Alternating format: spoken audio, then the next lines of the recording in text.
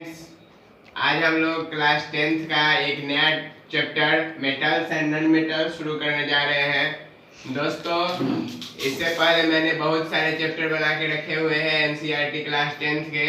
तो जिन दोस्तों ने नहीं देखा है वह डिस्क्रिप्शन में जाके लिंक चेक कर ले, वहाँ पे आपको सभी चैप्टर्स का एक एक वीडियो मिल जाएगा, कौन किस चैप्टर का है। तो और वीडियो को लाइक करना और चैनल को सब्सक्राइब करना और दोस्तों के साथ वीडियो को शेयर करना बिल्कुल ना भूलें। तो चलिए अब हम लोग आज का अपना video metals and non metals पर शुरू करते हैं। तो दोस्तों, मेटल्स एंड नॉन मेटल्स को शुरू करने से पहले थोड़ा सा ओवरव्यू देख लेते हैं कि इस चैप्टर में हम लोग को क्या क्या पढ़ना है। तो सबसे पहले मेटल्स और नॉन मेटल्स के बारे में जानना है, इसके केमिकल और फिजिकल प्रॉपर्टीज के बारे में जानना है, उसके बाद रिएक्टिविटी सीरीज के बारे में जानना है और आगे फिर हम लोग एक्सट्रैक्शन ऑफ मेटल्स के बारे में जानेंगे और तब जाके ये हमारा चैप्टर खत्म हो जाएगा। तो देखिए, सबसे पहले हम लोग जानते हैं कि ये जो होता है दो तरह के एलिमेंट जो होते हैं। टोटल एलिमेंट कितने हैं? 118 एलिमेंट है। टोटल एलिमेंट कितने हैं दोस्तों? 118। तो इन 118 एलिमेंट्स को कितने तरह से डिवाइड किया जाता है उसके प्रॉपर्टीज के आधार पे? तो दो तरह से उसके प्रॉपर्टीज के आधार पे डिवाइड किया जाता है। कितने तरह से? दो तरह से, एक मेटल और दूसरा नॉन मेटल। किस बेसिस पर? तो बेसिस ऑफ प्रॉपर्टी, यानी कि प्रॉपर्टीज के आधार पे एलिमेंट्स को दो तरह से विभाजित किया जाता है, दो तरह से डिवाइड किया जाता है। पहला क्या? तो पहला हमारा हो गया आपको मेटल और दूसरा क्या? तो दूसरा हमारा हो गया नॉन मेटल। तो चलिए अब जानते हैं कि मेटल क्या होता है और नॉन मेटल क्या होता है। तो मेटल द एलिमेंट, यानी कि वैसे एलिमेंट। तो दोस्तों, मेटल क्या होता है सो हम लोग देख रहे थे। तो the element which conduct heat, electricity and are malleable and ductile, यानी कि वैसा एलिमेंट जो क्या कंडक्ट करे? हीट कंडक्ट करे और क्या कंडक्ट करे? इलेक्ट्रिसिटी को कंडक्ट करे। हीट कंडक्ट करे, इलेक्ट्रिसिटी को कंडक्ट करे और क्या होना चाहिए? मेलिएबल होना चाहिए और डक्टाइल होना चाहिए। तो मेलिएबल और डक्टाइल क्या होता है, इसके बारे में हम अभी तुरंत बात करेंगे नॉन मेटल्स के डिफिनीशन को जानने के बाद। तो जो इस तरह के एलिमेंट होंगे उसको मेटल्स में रखा जाता है। उसके बाद जैसे कि मेटल का एग्जांपल हो गया आपको सिल्वर हो गया, गोल्ड हो गया, सोडियम हो गया, पोटेशियम हो गया, etc। और भी बहुत सारे मेटल नॉन मेटल है। उसके बाद नॉन मेटल का बात करते हैं। तो ऐसे एलिमेंट जिनमें ना तो कंडक्टिविटी हो हीट की, ना ही इलेक्ट्रिसिटी की और ना ही वो तो मेलिएबल हो और ना ही डक्टाइल हो, यानी कि मेटल के सीधे उल्टे जो एलिमेंट होंगे वैसे एलिमेंट को हम लोग क्या कहते हैं दोस्तों? नॉन मेटल कहते हैं। वैसे एलिमेंट को नॉन मेटल कहते हैं, जैसे कार्बन हो गया, ग्रेफाइट हो गया, डायमंड हो गया और भी बहुत सारे होंगे। तो अभी हम लोग अब जानते हैं कि मेलिएबल क्या होता है और डक्टाइल क्या होता है। तो दो टर्म आता है, दो टर्म आता है। पहला मेलिएबल,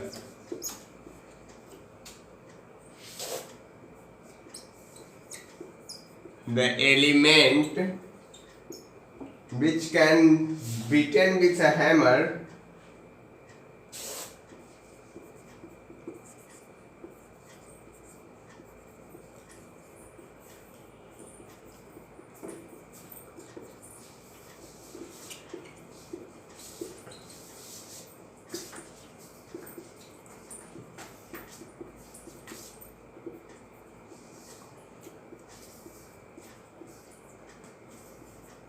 यानी कि मेलिएबल वैसे सब्सटेंस को कहा जाता है। मेलिएबल का ये मतलब होता है कि किसी भी एलिमेंट को जब हम लोग हैमर से, क्या चीज से? हैमर से उसको क्या करते हैं? पीट के पतले शीट के रूप में, पतले चादर के रूप में बना देते हैं। यानी कि कोई एलिमेंट है इतना मोटा, इतना मोटा है कोई एलिमेंट है, अब इसको हम लोग इतना पतला बना दिए। पीट पीट के, हथौड़े से पीट पीट के। तो यही जो प्रॉपर्टी है यही मैलिएबल, यही मैलिएबिलिटी। दूसरा था डक्टाइल। तो डक्टाइल में क्या होता है कि एलिमेंट को थीन वायर के रूप में बनाया जाता है। जैसे कि ये एक क्या है, ये एक है आपको कोई एलिमेंट का, मान लीजिए कि कोई एक वायर समझ लीजिए कि ये है मोटा वायर है। अब इसको इसके तरफ पतला वायर बनाना है। तो पतला वायर बनाने के लिए हम लोग इसको क्या करेंगे, इसमें भी हैमर का यूज होगा। तो इसमें क्या होता था कि वह पतला उसको कर दिया जाता था हैमर से बीटन करके, यानी कि हैमर से पीट के। लेकिन इसमें क्या होगा कि उसको पतला किया जाएगा तो तार के रूप में, यानी कि इनटू ए वायर के फॉर्म में हम लोग उसको पतला करेंगे। अब हम लोग दोस्तों मेटल्स एंड नॉन मेटल्स के बारे में जानने के बाद क्या देखेंगे, अब हम लोग देखेंगे मेटल्स एंड नॉन मेटल्स का प्रॉपर्टीज, और उसी प्रॉपर्टीज के साथ मैं आपको दोनों के बीच का बेसिक डिफरेंस भी समझाते हुए चला दूंगा। तो दोस्तों अब हम लोग फिजिकल प्रॉपर्टीज और डिफरेंस दोनों मेटल्स और नॉन मेटल्स का एक ही साथ देखेंगे, और इसके साथ एक्सेप्शन जो होगा सो भी देखते हुए हम लोग चलते हैं। तो चलिए, और एक बात आपको मैं बता दूं कि हमारे अर्थ में जितना मेटल जरूरी है उससे कहीं ज़्यादा नॉन मेटल की आवश्यकता है। क्यों? क्योंकि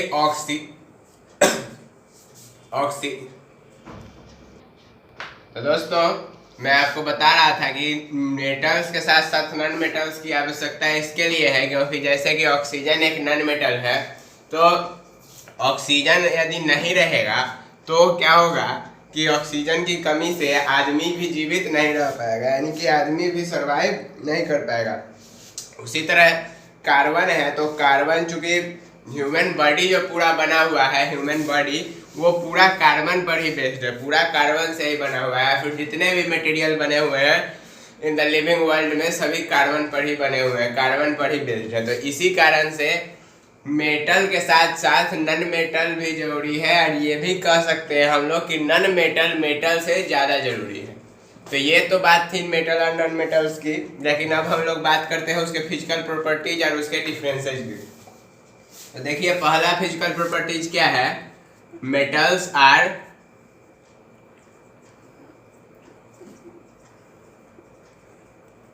malleable,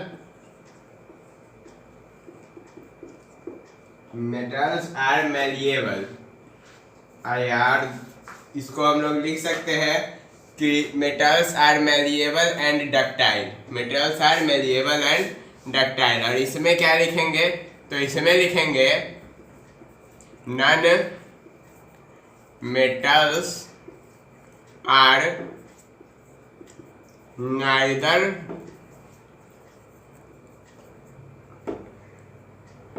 malleable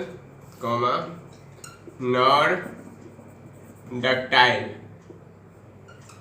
non metals are neither malleable nor ductile, these are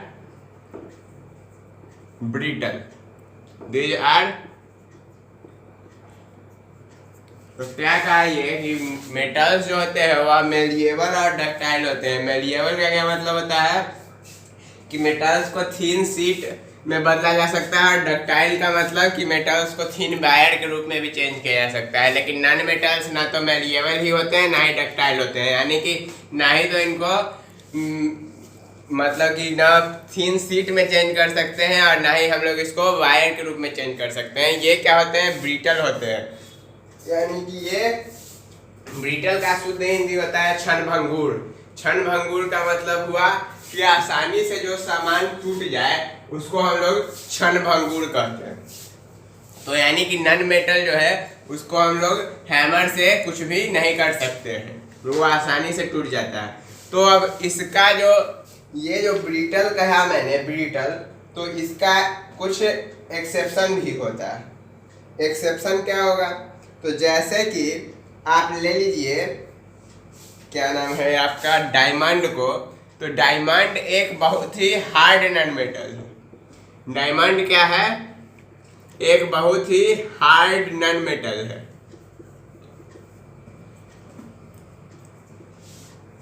hard non metal है, तो इसको जो है ये इजीली ब्रिटल नहीं हो सकता, तो इसीलिए हम लोग ये जो डायमंड है ये इसका एक्सेप्शन हो जाएगा। अब देखिए दूसरा जो है मेटल का प्रॉपर्टीज मैं आपको बता रहा हूँ। Metals are good conductors of heat.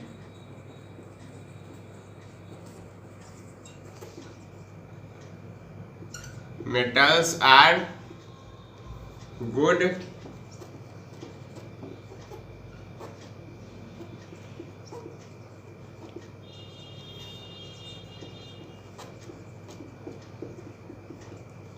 क्या हुआ कहने का मतलब कि metals are good conductor of heat and electricity. कि मेटल जो होते हैं वह गुड कंडक्टर यानी कि अच्छे वाहक होते हैं हीट और इलेक्ट्रिसिटी के, लेकिन non metals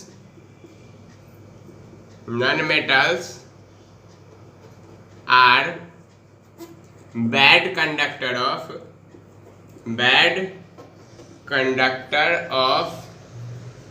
heat and electricity.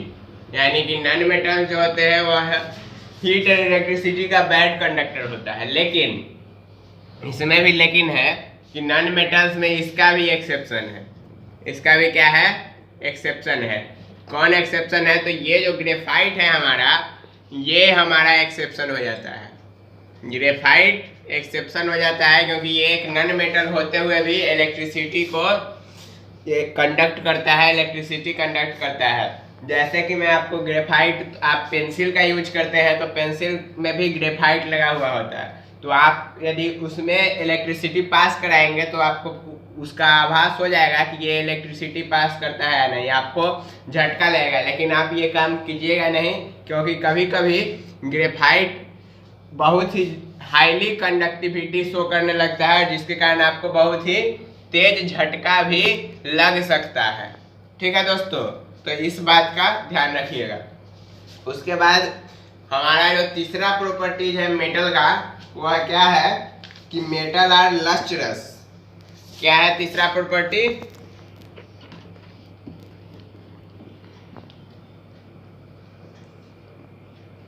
Metal are lustrous. Lustrous का क्या मतलब होता है?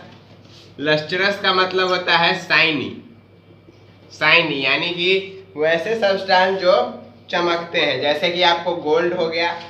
गोल्ड आपको देखिएगा कि ये गोल्ड क्या करता है? शाइन करता है, यानी कि गोल्ड चमकता है। उसी तरह यहाँ पे नॉन मेटल्स में लिखा जाएगा नॉन मेटल्स आर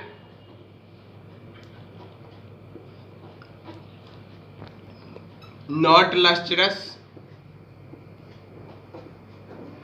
या फिर ये भी लिख सकते हैं कि non metals are not lustrous के जगह सिर्फ एक word dull. Non metals are dull, बस इतना लिख के भी छोड़ सकते हैं, क्योंकि नॉन मेटल्स में साइन नहीं होता है। अब ये जो बात कहा है इसने कि नॉन मेटल्स में साइन नहीं होता है, तो देखिए इसका भी एक्सेप्शन है। इसका भी क्या है? एक्सेप्शन है। क्या एक्सेप्शन है? तो डायमंड इसका एक्सेप्शन है।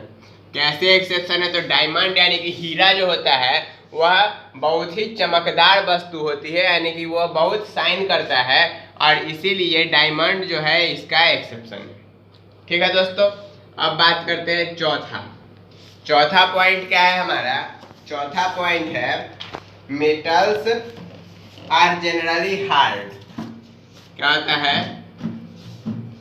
Metals are generally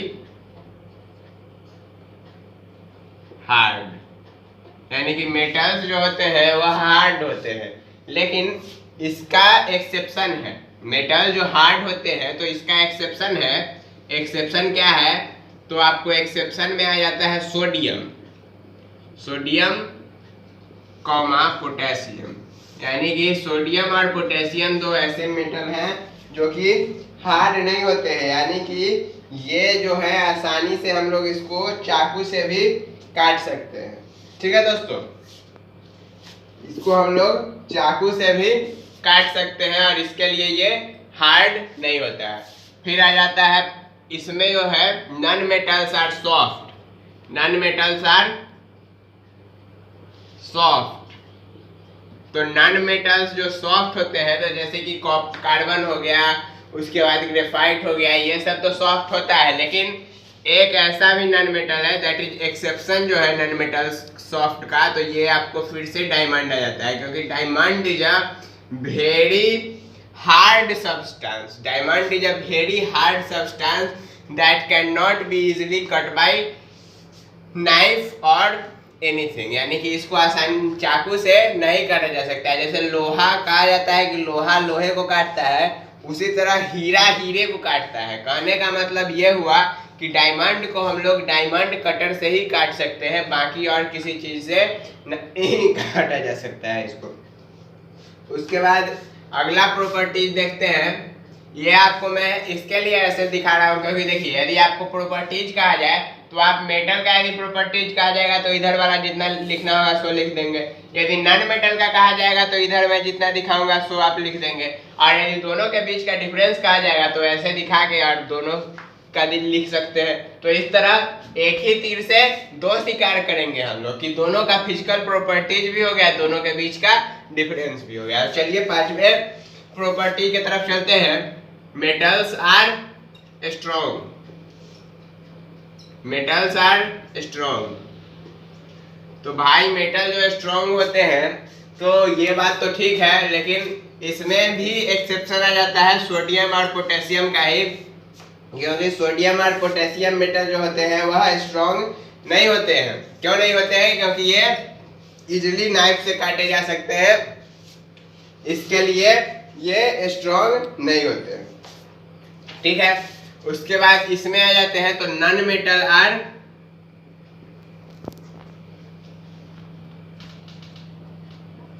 not strong.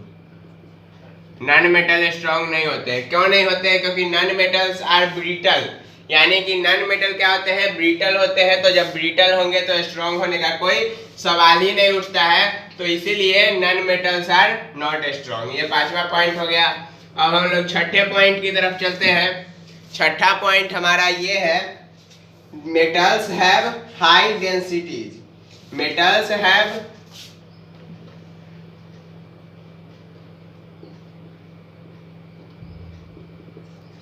High densities comma boiling point, यानी कि मेटल का जो डेंसिटी होता है वह क्या होता है? हाई होता है, और उसके बाद इसका बॉइलिंग पॉइंट भी हाई होता है और इसका मेल्टिंग पॉइंट भी हाई होता है। यानी कि metals have high densities, boiling point and melting point, यानी कि मेटल के पास डेंसिटी भी हाई होता है, बॉइलिंग पॉइंट भी हाई होता है और मेल्टिंग पॉइंट भी हाई होता है। इसके उलट यानी कि नॉन मेटल्स का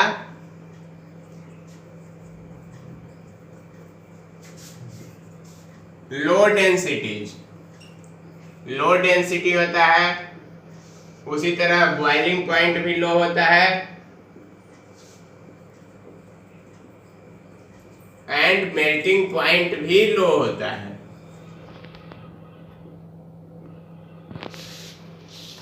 ठीक है दोस्तों, तो इसमें भी एक एक्सेप्शन आ जाता है, डायमंड हमारा इसका एक्सेप्शन आ जाता है, क्योंकि डायमंड का मेल्टिंग और बॉइलिंग पॉइंट हाई होता है, जिसके कारण डायमंड हमारा क्या आ जाता है? इसमें एक्सेप्शन आ जाता है। ठीक है दोस्तों, ये बात हुई क्लियर। अब हम लोग अपना अगला पॉइंट देखते हैं, वो है metals are sonorous.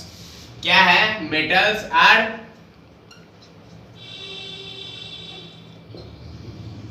Sonorous. Sonorous का क्या मतलब होता है? सोनरस का मतलब होता है कि ये साउंड प्रोड्यूस करे। ये क्या करे?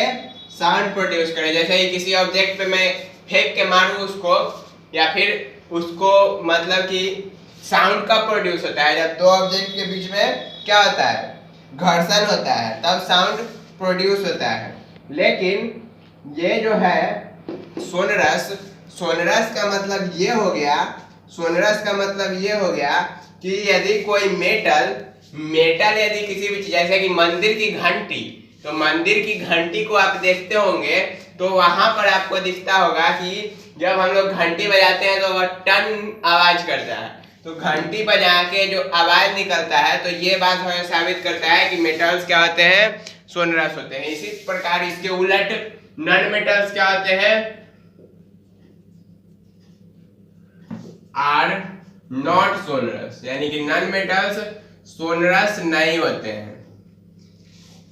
और उसके बाद ये जो है मेटल का जो कलर होता है वह सिल्वर और ग्रे कलर होता है। मेटल का कलर भी फिक्स होता है,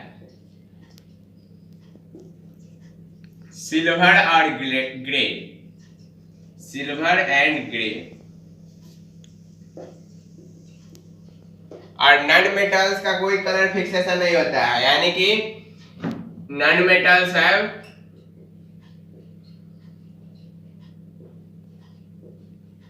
डिफरेंट कलर।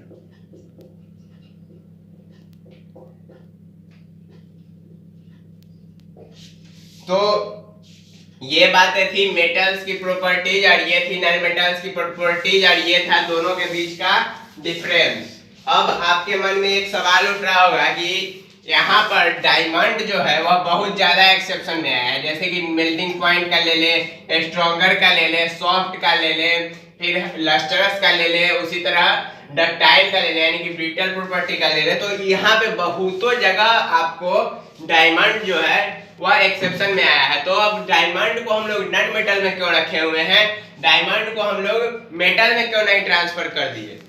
तो देखिए दोस्तों, इसका आंसर बहुत ही अच्छा है। अच्छा ऐसे है कि डायमंड जो है, जब आप कार्बन कंपाउंड पढ़ेंगे तो उसमें जानेंगे कि डायमंड जो है वह कार्बन का एक कंपाउंड है, कार्बन का एक एलोट्रॉप्स है। और कार्बन का एलोट्रॉप्स होने के कारण ये डायमंड जो है, तो कार्बन चूंकि एक नॉन मेटल है तो इसी कारण डायमंड भी हमारा क्या हो गया, एक नॉन मेटल हो गया, क्योंकि ये इसी से बना हुआ है। तो इसीलिए इसी से बना हुआ है, तो इसका ये मतलब नहीं समझिए कि ह्यूमन बॉडी भी अब कार्बन से बने है तो ह्यूमन बॉडी भी नॉन मेटल हो गया, ऐसा कोई बात नहीं। ह्यूमन मेटल है, नॉन मेटल है, दोनों में से कुछ नहीं होता। तो इसी प्रकार डायमंड जो है वह नॉन मेटल होता है और इसीलिए हम लोग इसको मेटल में ट्रांसफर नहीं कर सकते हैं। तो दोस्तों, इस वीडियो में हम लोग फिजिकल प्रॉपर्टीज या डिफरेंसेस को देखा, मेटल्स के बारे में सारी बेसिक जानकारियां ली।